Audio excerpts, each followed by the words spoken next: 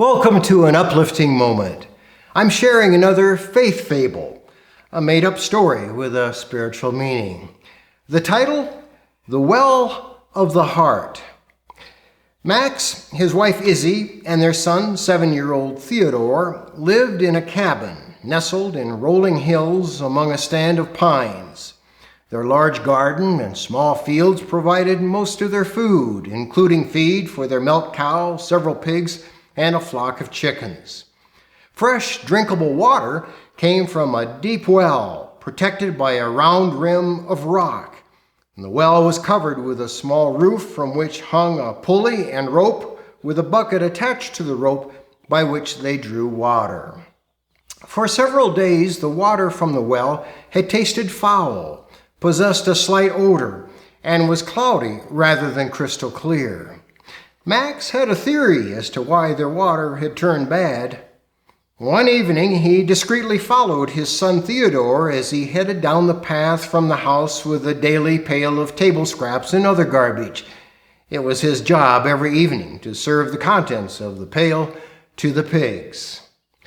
The pig pen's location was quite a distance down a steep path, thus preventing the odor of the pen from reaching the family's cabin.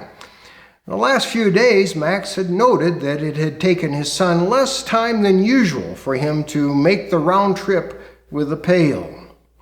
Max, staying a distance behind Theodore, watched as the boy approached the well on his way to the pig pen. Instead of passing the well, the boy stopped and tossed the garbage from the pail down the well, turned and started back toward the cabin. Max stepped out from behind a tree, startling his son. "Why did you throw the garbage down the well?" the father asked. Theodore, red-faced with embarrassment and hanging his head in shame, mumbled, "Because it's so far to the pig pen, it was easier to toss it down the well." "How long have you been doing this?" the father asked. "A few days," the son replied. "We drink from that well," the father explained. "You can't put garbage down the well and then expect to get fresh water from the well." Theodore nodded his understanding. "I'll never do it again," he said.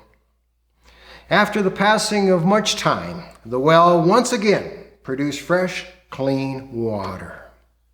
Proverbs chapter 4, verse 23 says, "Above all else, guard your heart, for it is the wellspring of life." Thank you for joining me for this, an uplifting moment.